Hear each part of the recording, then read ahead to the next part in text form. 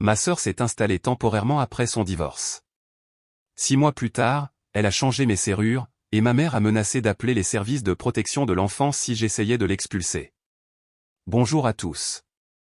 L'histoire d'aujourd'hui va vous époustoufler, mais avant toute chose, si vous appréciez ce contenu, cliquez sur le bouton s'abonner. La chaîne a été un peu calme ces derniers temps, et votre soutien permet de faire fonctionner tout cela. Plongeons-nous dans le vif du sujet. J'ai besoin de conseils juridiques car ce qui a commencé comme une aide à la famille s'est transformé en un cauchemar que je n'avais jamais vu venir.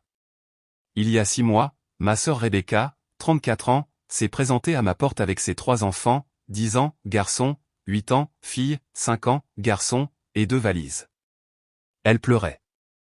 Les enfants avaient l'air traumatisés, et elle m'a dit que son mari, Kevin, la trompait depuis plus d'1 an. Elle l'a découvert ce matin-là en trouvant des relevés de cartes de crédit pour des hôtels et des bijoux qu'elle n'a jamais reçus. J'ai toujours été proche de Rebecca. En grandissant, elle me protégeait des humeurs plus extrêmes de notre mère, Patricia. Quand maman se lançait dans l'une de ses tirades sur le fait que je ne réalisais pas mon potentiel ou que j'étais décevant par rapport à mes cousins, Rebecca se faufilait dans ma chambre après avec des collations et des bandes dessinées. Alors, quand elle s'est présentée en ayant besoin d'aide, je n'ai pas hésité.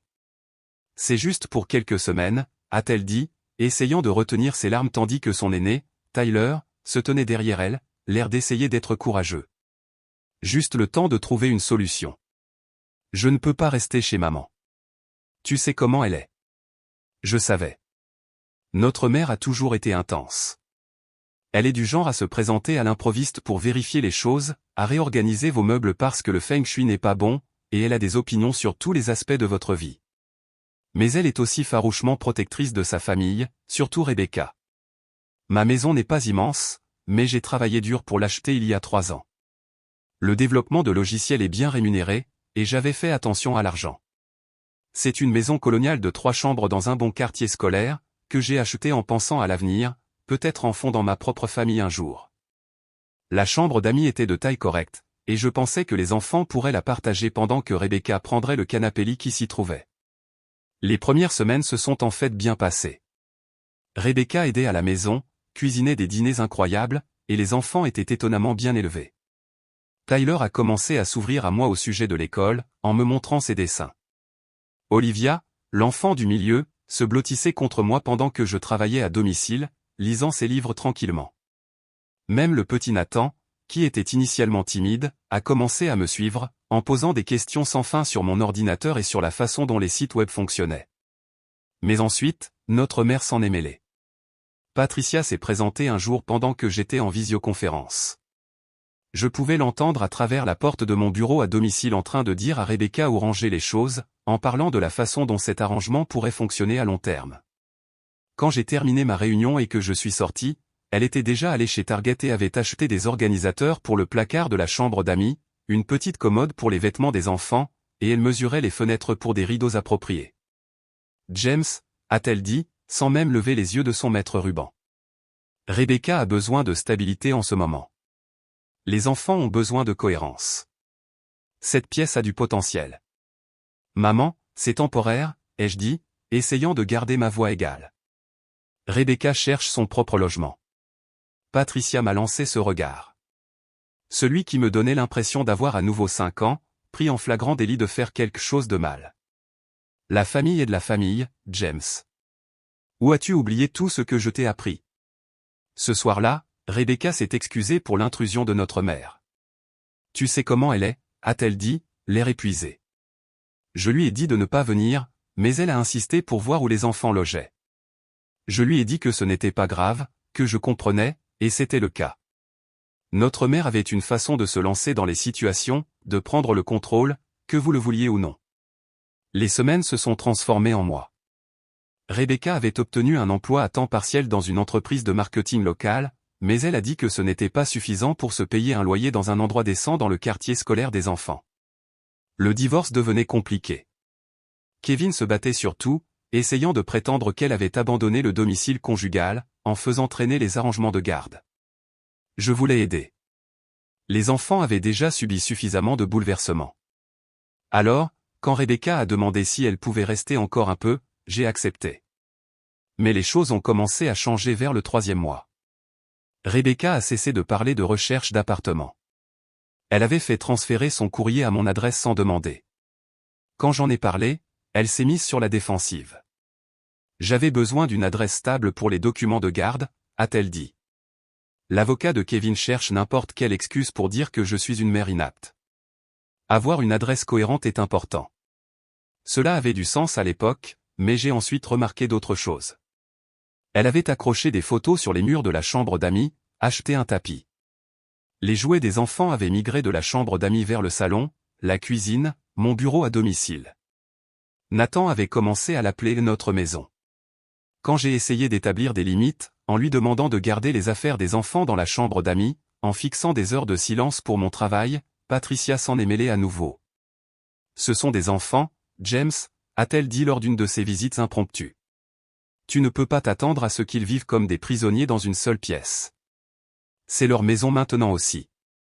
Ce n'est pas leur maison, ai-je dit, la frustration grandissant. C'est ma maison. J'aide Rebecca à traverser une période difficile, mais cela n'a jamais été censé être permanent. Le visage de Patricia s'est durci. Rebecca est ta sœur. Ce sont tes neveux et nièces. Après tout ce qu'elle a fait pour toi en grandissant, comment peux-tu être aussi égoïste? La culpabilité était étouffante. Elle avait raison de dire que Rebecca avait toujours été là pour moi. Mais ce n'était pas ce que j'avais prévu. J'avais 32 ans, j'étais célibataire, je travaillais à domicile. J'avais acheté cette maison comme un investissement dans mon avenir, pas pour devenir le propriétaire de la famille de ma sœur. La semaine dernière, tout a atteint son point culminant. Je fréquentais quelqu'un, Michel, depuis environ 2 mois. Les choses allaient bien, et je l'ai invité à dîner. J'ai prévenu Rebecca à l'avance, en lui demandant de garder les enfants occupés dans leur chambre pour la soirée. Au lieu de cela, je suis rentré à la maison et j'ai découvert que Rebecca avait préparé un dîner de famille élaboré. Les enfants étaient à la table à manger, qui avait été dressée avec ma belle vaisselle. Patricia était là aussi, ayant apparemment été invitée par Rebecca. J'ai pensé que ce serait bien pour Michel de rencontrer toute la famille, a dit Rebecca gaiement. Puisque nous vivons tous ensemble ici. La soirée a été un désastre. Nathan a renversé du jus sur la robe de Michel. Tyler n'arrêtait pas d'interrompre nos conversations pour montrer ses dessins à Michel. Olivia a fait une crise quand on lui a dit qu'il était l'heure d'aller au lit. Et pendant tout ce temps, Patricia n'arrêtait pas de faire des commentaires sur le fait qu'il était merveilleux que je me mobilise pour ma famille et que toute femme que je fréquenterais devrait comprendre que la famille passe avant tout. Michel est parti tôt. Elle m'a envoyé un message plus tard pour me dire que j'avais l'air d'un type sympa, mais qu'elle n'était pas prête à sortir avec quelqu'un qui avait des enfants. Quand j'ai essayé d'expliquer que ce n'étaient pas mes enfants, que c'était temporaire, elle a répondu que cela ne lui semblait pas très temporaire. Le lendemain matin, j'ai dit à Rebecca qu'elle devait commencer à chercher sérieusement son propre logement. Je lui ai donné un délai, 2 mois pour trouver un autre endroit où vivre. C'est alors qu'elle a lâché la bombe. Maman dit que je n'ai pas à partir, a-t-elle dit calmement, en versant du café comme si nous parlions de la météo. Elle a regardé. Nous sommes ici depuis 6 mois. Nous avons établi notre résidence. Tu ne peux pas nous mettre à la porte comme ça. J'étais stupéfait. C'est ma maison, Rebecca. Je t'ai aidé, et j'apprécie cela, a-t-elle dit. Mais les enfants sont installés ici. Ils se débrouillent bien à l'école. Nathan fait enfin ses nuits à nouveau. Les déménager maintenant serait traumatisant. J'ai fait quelques recherches après cette conversation, et mon estomac s'est noué. Dans mon état, après 30 jours, quelqu'un peut revendiquer des droits de locataire même sans bail ou sans payer de loyer. Pour les expulser, je devrais entamer une procédure d'expulsion formelle. Expulser des membres de la famille, surtout ceux qui ont de jeunes enfants, pourrait prendre des mois et serait probablement mal vu par les tribunaux. Je me sens piégé dans ma propre maison. Rebecca contribue un peu d'argent pour les courses, mais ne paie pas de loyer. Elle n'a fait aucun effort réel pour trouver son propre logement. Les enfants, bien que doux, ont complètement envahi mon espace. Je ne peux pas ramener de rendez-vous à la maison. Je ne peux pas inviter des amis sans devoir naviguer entre les jouets et les émissions pour enfants à la télévision. Mon bureau à domicile est devenu un poste de devoir improviser l'après-midi. Quand j'ai confronté Patricia au sujet de son encouragement, elle n'a pas montré de remords.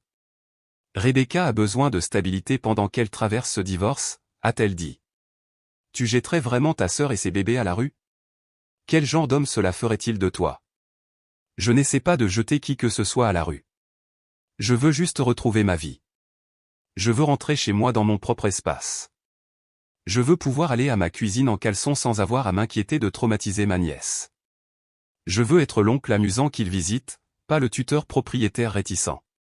Mais chaque fois que j'aborde le sujet du déménagement, je suis confronté aux larmes de Rebecca, au voyage de culpabilité de Patricia et au regard triste des enfants qui ne comprennent pas pourquoi l'oncle James ne veut plus d'eux.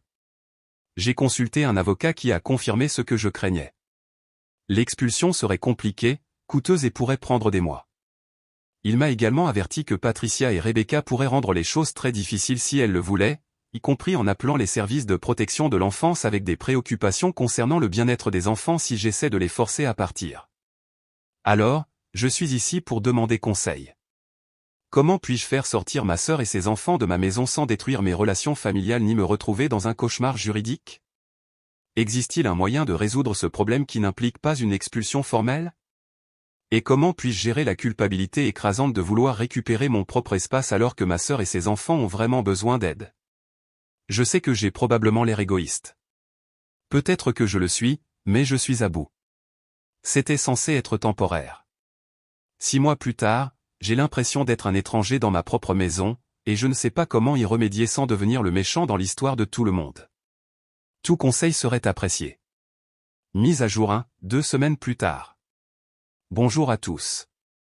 Je voulais vous remercier pour les conseils sur mon message original. J'ai lu tous les commentaires, même les plus durs qui me traitaient de paillasson. Vous n'aviez pas tort. J'ai essayé de mettre en œuvre certaines des suggestions, mais les choses ont dégénéré d'une manière que je n'avais pas prévue. Tout d'abord, j'ai suivi le conseil d'avoir une conversation formelle documentée avec Rebecca. Je lui ai envoyé un email décrivant notre accord initial, exprimant que, bien que je veuille aider, cet arrangement avait un impact significatif sur ma vie. J'ai proposé un calendrier, elle avait 60 jours pour trouver un logement de remplacement, et je l'aiderai avec un dépôt de garantie sur un nouvel endroit jusqu'à $2000. Sa réponse a été de transmettre l'email à notre mère. Patricia s'est présentée à ma porte en moins d'1 heure, et cette fois, elle a amené des renforts, ma tante Linda et ma grand-mère. Elles se sont assises dans mon salon comme une sorte de tribunal familial pendant que j'essayais de travailler. James, a dit ma grand-mère, la déception dégoulinant de chaque mot. Je n'aurais jamais pensé voir le jour où l'un de mes petits-enfants choisirait l'argent plutôt que la famille. J'ai essayé d'expliquer que ce n'était pas une question d'argent. Je ne faisais pas payer de loyer à Rebecca. Il s'agissait d'avoir ma propre vie, mon propre espace. Mais elle n'écoutait pas. Linda a renchéri en disant que son fils Brandon avait vécu avec elle pendant 2 ans après son divorce. La famille s'occupe de la famille, a-t-elle dit. C'est ainsi que nous avons été élevés. La réunion s'est terminée avec Patricia faisant des menaces voilées sur le fait que toute la famille s'en souviendrait quand j'aurais besoin d'aide un jour. Ma grand-mère est partie sans me faire la bise, la première fois de ma vie que cela arrivait. Mais la vraie surprise est venue quelques jours plus tard. Je suis rentré d'une journée rare au bureau et j'ai trouvé une camionnette de serrurier dans mon allée. Rebecca se tenait là et lui disait de changer les serrures de ma porte d'entrée. « Qu'est-ce que tu fais ?» ai-je demandé, le cœur battant à tout rompre. Rebecca m'a regardé calmement. Maman a dit que nous devions changer les serrures pour des raisons de sécurité. Kevin sait où je loge maintenant, et avec la bataille pour la garde qui s'intensifie, nous ne pouvons pas être trop prudents. C'est ma maison, Rebecca. Tu ne peux pas changer mes serrures. Le serrurier avait l'air mal à l'aise et rangeait ses outils. Madame, si votre nom ne figure pas sur l'acte de propriété, son nom y figure, a dit Rebecca doucement. Mais je vis ici. J'ai des droits de résidence. Le serrurier est parti sans faire le travail, mais le message était clair. Rebecca n'avait pas l'intention de partir de sitôt. Ce soir-là, j'ai découvert qu'elle avait dit aux voisins qu'elle habitait ici maintenant. Madame Chen, de la porte d'à accent grave côté, a mentionné que c'était bien que je laisse ma sœur emménager de façon permanente et que c'était bien pour les enfants d'avoir un foyer stable pendant le divorce. J'ai également découvert que Rebecca avait inscrit les enfants à des activités parascolaires en utilisant mon adresse, qu'elle avait adhéré au centre communautaire local en tant que membre du foyer et qu'elle s'était même inscrite pour voter en utilisant mon adresse. Chaque courrier qui arrivait cimentait davantage sa revendication de résidence. Les enfants, quant à eux, s'étaient complètement installés. Tyler avait demandé s'il pouvait peindre un mur de la chambre d'amis avec de la peinture tableau noir pour ses dessins. Olivia voulait savoir si sa meilleure amie pouvait dormir à la maison le week-end prochain. Nathan avait commencé un petit jardin dans mon jardin, me montrant fièrement ses plants de tomates. Cela m'a brisé le cœur parce que j'aime ses enfants. Mais j'ai aussi réalisé que plus cela durerait, plus il serait difficile de revenir en arrière. J'ai consulté un autre avocat, spécialisé dans le droit des locataires. Elle a été directe. Votre sœur a établi sa qualité de locataire. Le fait qu'elle soit votre famille rend les choses encore pires, et non meilleures. Les tribunaux sont très réticents à expulser des membres de la famille, en particulier les mères célibataires avec de jeunes enfants. Si vous poursuivez cette affaire, vous risquez des mois de procédure judiciaire, des milliers d'euros de frais juridiques et aucune garantie de succès. Elle m'a également averti que Rebecca et Patricia semblaient être en train de monter un dossier. Changer les serrures sans votre permission est illégal, mais documenter toutes les façons dont elle a établi sa résidence? C'est stratégique. Quelqu'un les conseille. Bien sûr, j'ai appris plus tard que l'amie de Patricia du club de lecture est une assistante juridique qui a vécu une situation similaire avec son beau-frère. Le stress affecte mon travail. Je fais des erreurs, je manque des délais. Mon responsable m'a demandé si tout allait bien pendant notre entretien individuel. Je ne pouvais pas vraiment expliquer que je vivais une situation de prise d'otage dans ma propre maison. Michelle m'a contacté la semaine dernière en me disant qu'elle pensait à moi. Je voulais répondre, essayer à nouveau, mais que dirais-je? Eh, tu veux venir à la maison? Ignore juste ma sœur qui squatte dans ma chambre d'amis et ma mère qui t'interrogera sur tes intentions.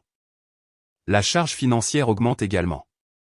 Les courses pour 5 personnes coûtent cher. Les charges ont presque doublé. Rebecca contribue ce qu'elle peut, ce qui représente environ $200 par mois. Elle dit que le reste de son salaire va à son avocat pour le divorce. J'ai l'impression d'être manipulé de tous les côtés. Rebecca joue la victime, parlant de la façon dont Kevin essaie de prendre les enfants, de la façon dont elle n'aurait jamais pensé être une mère célibataire, de la façon dont elle est reconnaissante d'au moins m'avoir. Patricia joue les exécuteurs, me rappelant mes obligations familiales et la façon dont Rebecca était là pour moi en grandissant. Les enfants ne sont que des enfants, innocents dans tout cela, ce qui rend la situation encore pire. La nuit dernière, j'ai entendu Rebecca au téléphone avec quelqu'un. Je crois que c'était son avocat de divorce. Elle disait quelque chose sur l'établissement d'un environnement stable pour les enfants et sur le fait que vivre avec la famille montrait qu'elle avait des systèmes de soutien en place.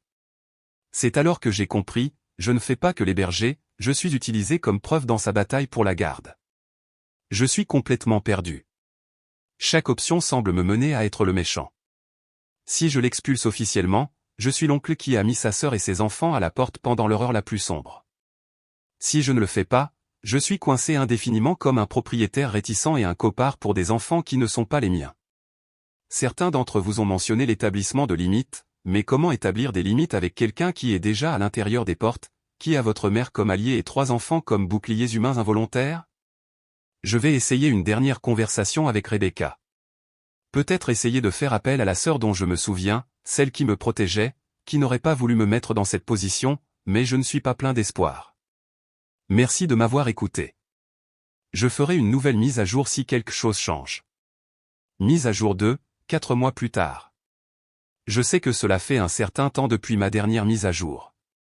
Honnêtement, j'ai commencé et supprimé ce message tellement de fois parce que je suis encore en train de traiter tout ce qui s'est passé.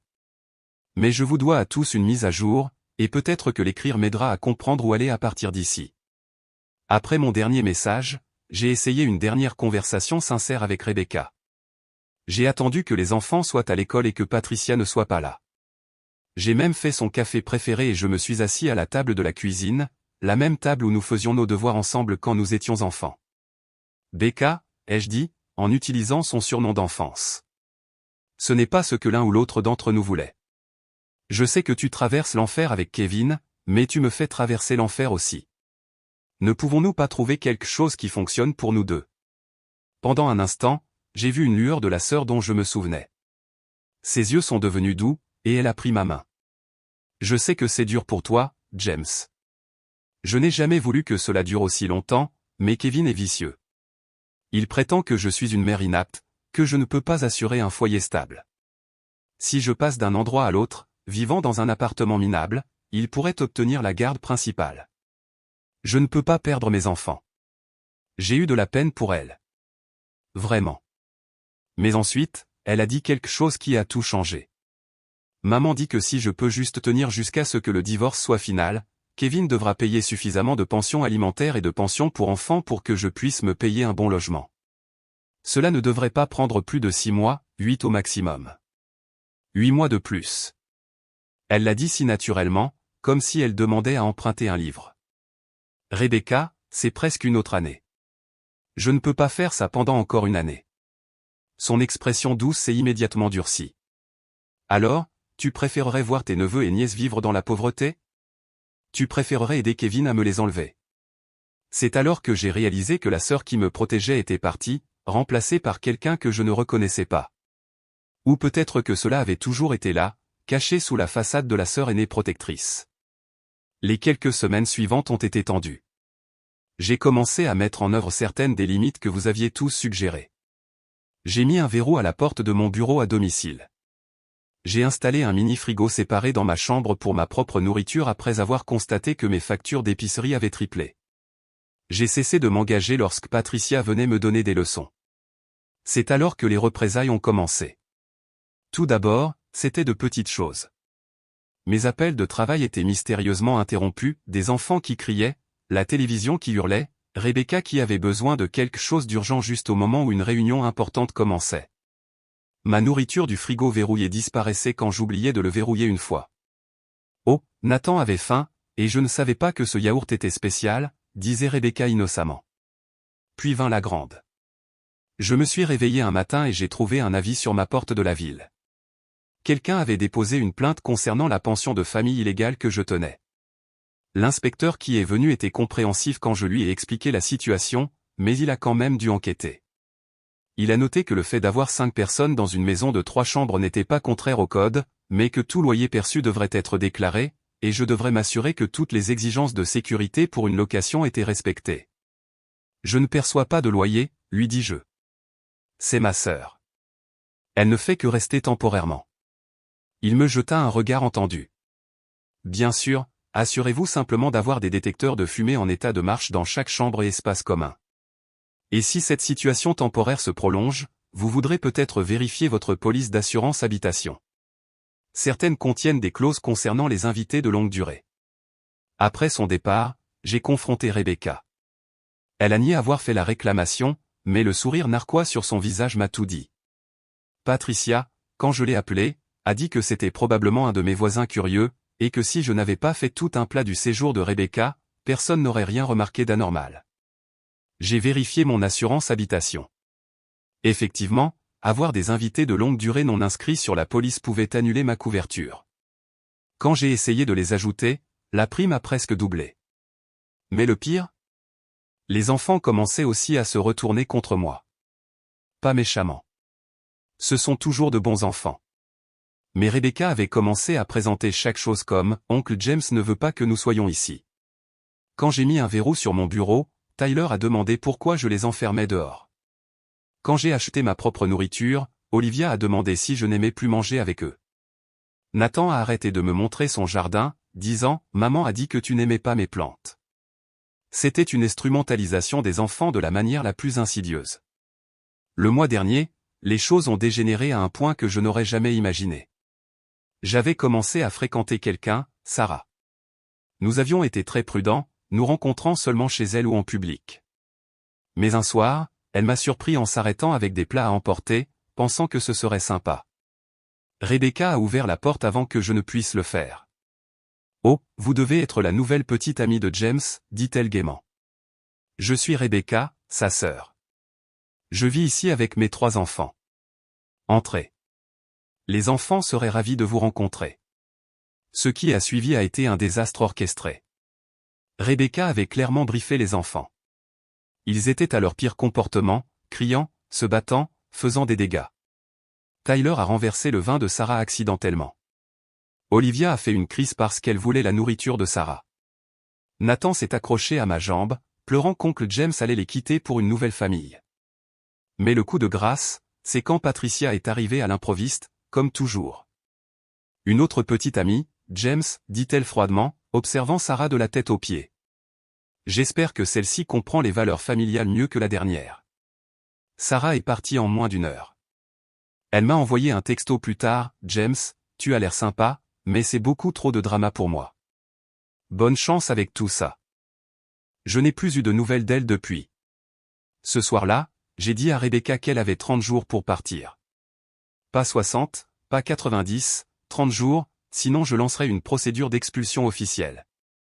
Le lendemain matin, je me suis réveillé avec 47 appels manqués et une tempête de textos. Patricia avait rallié toute la famille élargie.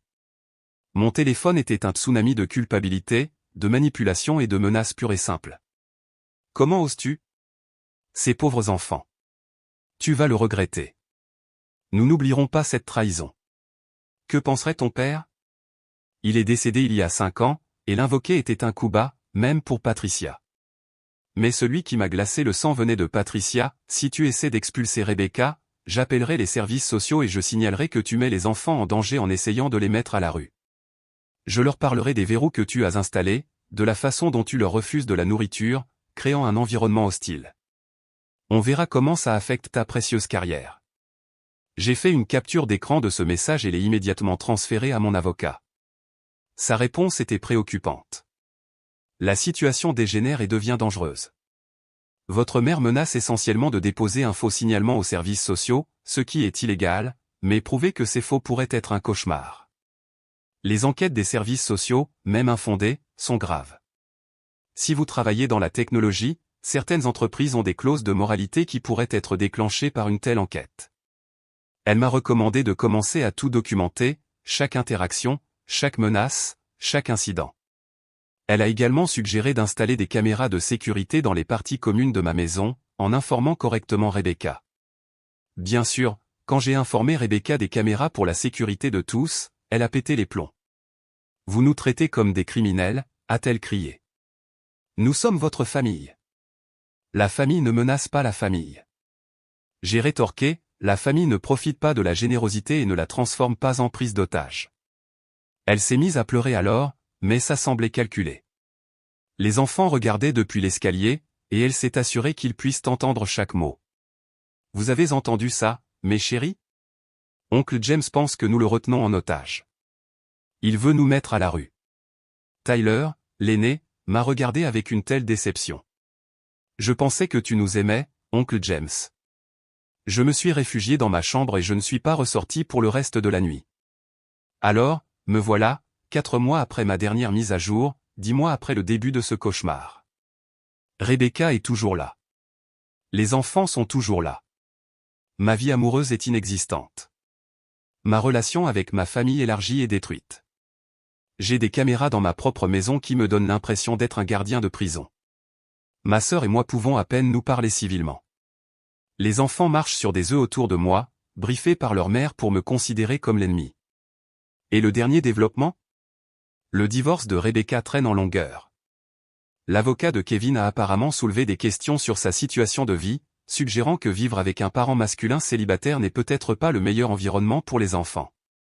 Alors maintenant, Rebecca me dépeint comme le frère stable, axé sur la famille, qui soutient gracieusement sa sœur tout en menaçant de me faire enquêter par les services sociaux si j'essaie de l'expulser.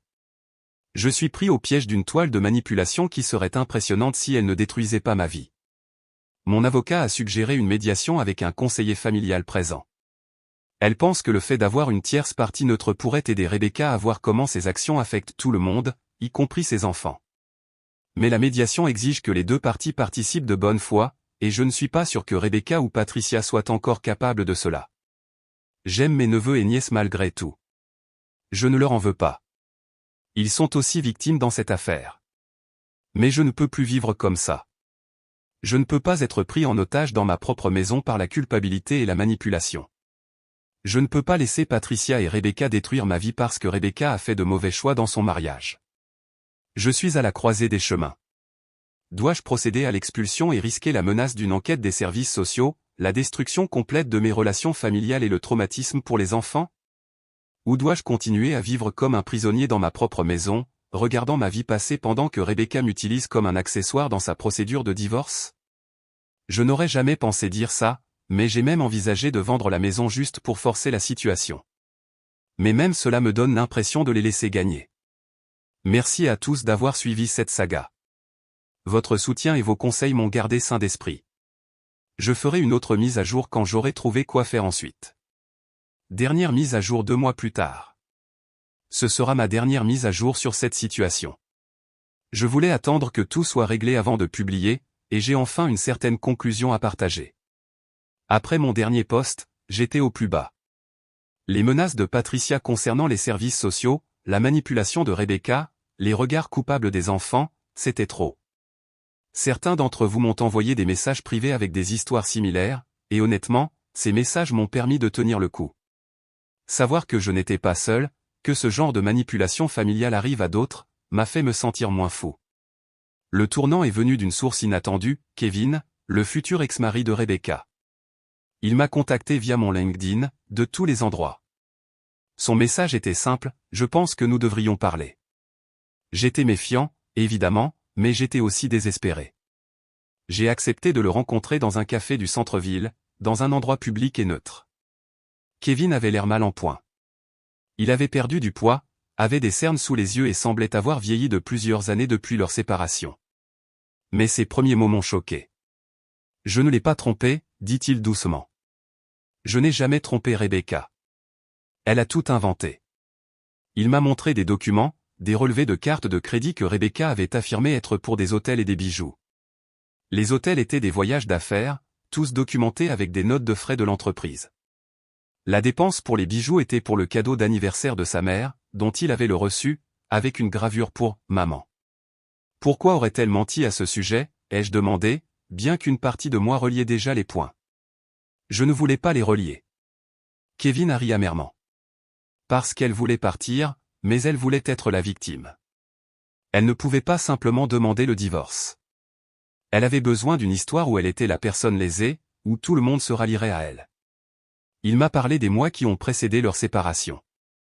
Rebecca passait plus de temps avec Patricia, rentrant à la maison en disant qu'elle méritait mieux et que Kevin la freinait. Patricia lui avait rempli la tête d'histoires sur la somme d'argent qu'elle pourrait obtenir en pension alimentaire et en pension pour enfants si elle jouait bien ses cartes. Votre mère l'a convaincue qu'être une victime d'infidélité lui permettrait d'obtenir de meilleures conditions dans le divorce, a dit Kevin. Plus de sympathie du juge, plus d'argent, plus de chances d'obtenir la garde principale. Tout ce qu'elle avait à faire, c'était vendre l'histoire. Je me suis senti mal.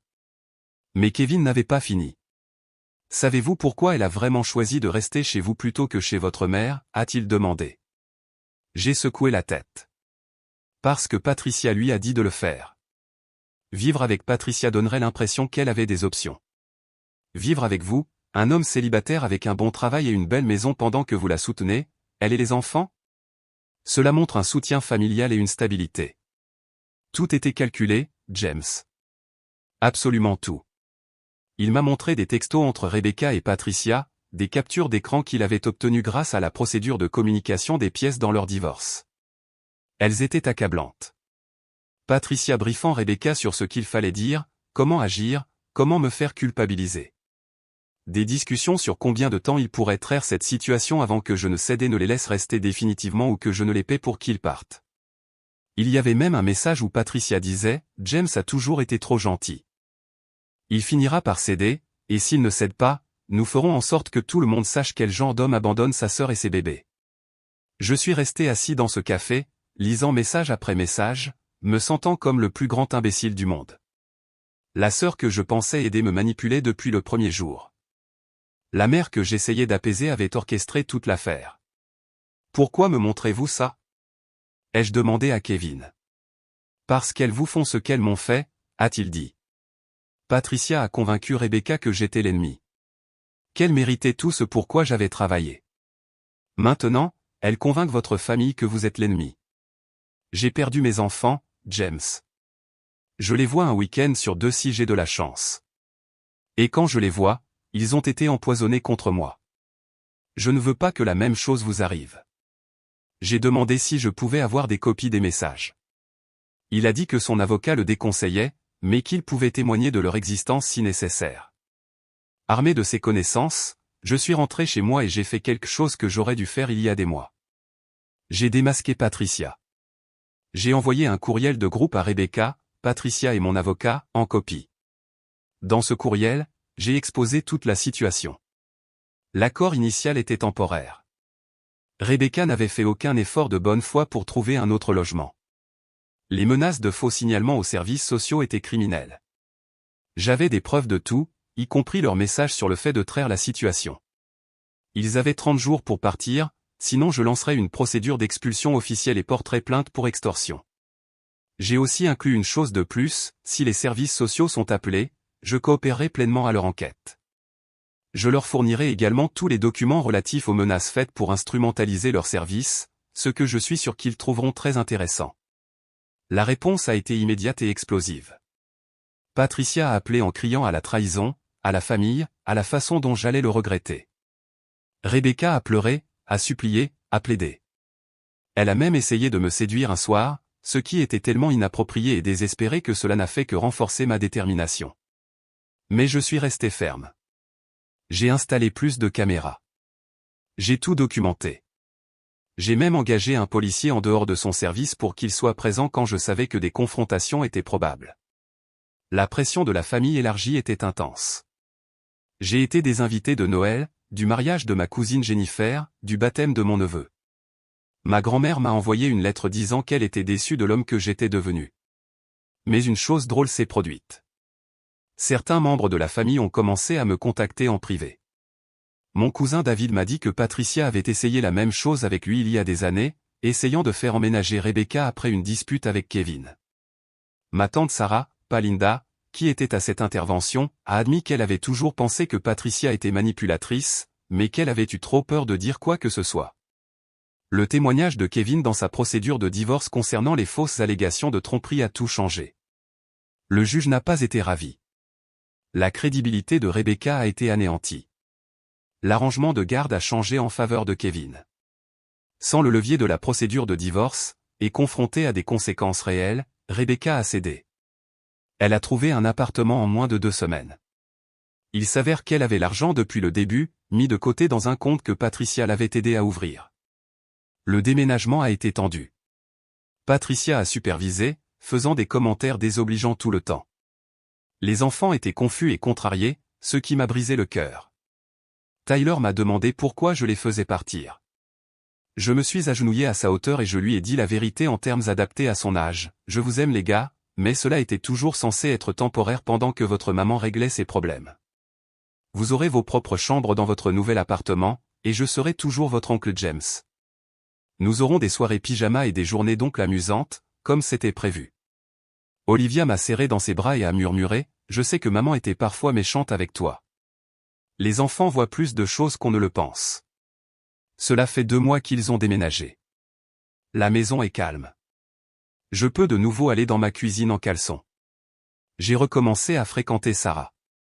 Il s'avère qu'elle avait vécu quelque chose de similaire avec sa famille et qu'elle comprenait pourquoi j'avais dû gérer la situation de cette façon. Rebecca et moi ne nous parlons pas, sauf pour coordonner quand je peux voir les enfants. Patricia a dit à toute la famille que j'étais mort pour elle. Les singes volants envoient encore occasionnellement des messages méchants, mais ils se font plus rares. Mais voici la chose, je suis libre. Je suis en thérapie, travaillant sur la culpabilité et la manipulation que j'ai subies. J'apprends les limites, le fonctionnement des dynamiques familiales toxiques, la façon dont les personnes comme Patricia créent ces situations, et les personnes comme Rebecca les permettent. Je me suis reconnecté avec Kevin, bizarrement. Nous ne sommes pas exactement amis, mais nous partageons une compréhension unique. Il reconstruit sa relation avec ses enfants, et je m'assure de renforcer les messages positifs sur leur père quand je les vois. Les enfants viennent un week-end par mois maintenant, par mon choix et selon mes conditions. Ils commencent à comprendre qu'oncle James les aime, mais qu'il a aussi sa propre vie. Les visites sont à nouveau amusantes, pas tendues. Nous faisons des pizzas, jouons à des jeux vidéo, avons des soirées cinéma. Ensuite, ils rentrent chez eux dans leur propre appartement, et je retourne à ma vie. J'ai perdu une partie de ma famille à travers ça, peut-être définitivement. Mais j'ai gagné quelque chose de plus précieux, le respect de soi, des limites et la conscience qu'être une famille ne signifie pas être un paillasson. À tous ceux qui vivent des situations similaires, documentez tout. Demandez conseil à un avocato. Ne laissez pas la culpabilité prendre le pas sur votre instinct. Et souvenez-vous, aider sa famille ne signifie pas se sacrifier. Merci à tous d'avoir été là tout au long de ce parcours. Vos conseils, votre soutien et vos expériences partagées m'ont donné la force de reprendre ma vie en main. J'espère que mon histoire aidera quelqu'un d'autre à se dresser contre la manipulation, surtout quand elle vient de la famille. Prenez soin de vous, tout le monde. Je vais aller profiter de ma maison calme et de la tranquillité d'esprit qui découle du fait de faire respecter ses limites.